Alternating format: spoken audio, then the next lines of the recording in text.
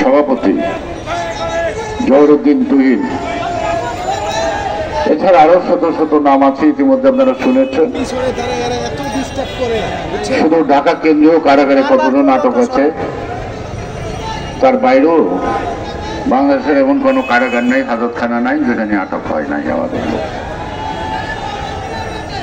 এই আটকটা এক ধরনের বাণিজ্য। এই বাণিজ্যটা অর্থাৎ একজনকে ধরতে পারলে কিছু পাওয়া যায়। প্রথম বাড়ির লোকে দেখা করতে দিব, তার জন্য একটা খাতা তো দিতে হবে। বাইরে থেকে খাবার আইনা দিব, ওইটা এলাও করতে গেলে আরেকটা খাতা। শক্ত মামলা দিব না, এটার জন্য একটা খাতা। আবার কোর্টে যে হাজির করবো, রিমাইন্ড আনবো না, তার জন্য আরেকটা খাত। এরকম 20-25 রকমের খাত আছে। প্রত্যেক খাতে খাতে আপনাদের টাকা দিতে হবে। এটা পুলিশ প্রশাসনটা একটা ব্যবসায়ী প্রতিষ্ঠান, এটা জনগণের নিরাপত্তার জন্য না।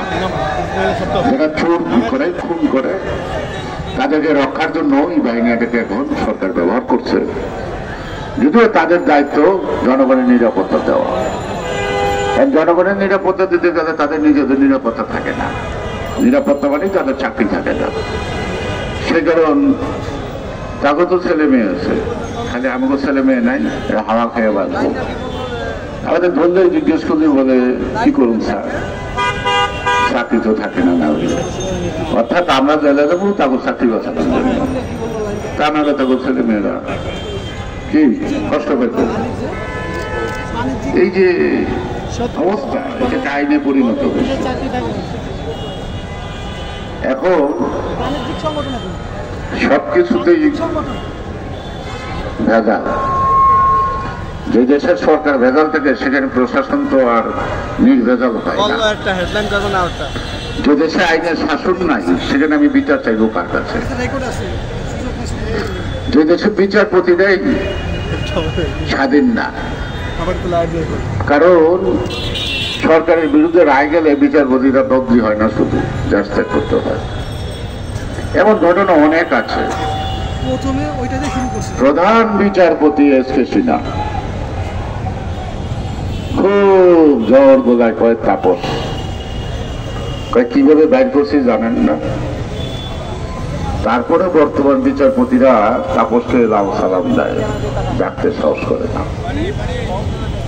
দেশের বিচারপতিরা ভয় পায় বিচার করতে, সেই দেশে আপনি বিচার পাবেন কার কাছে?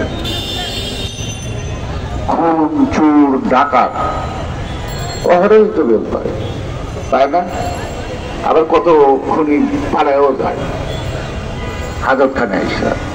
পালায় কি হয়, কিভাবে পালায়, এটা তো আমাদের জানা দরকার।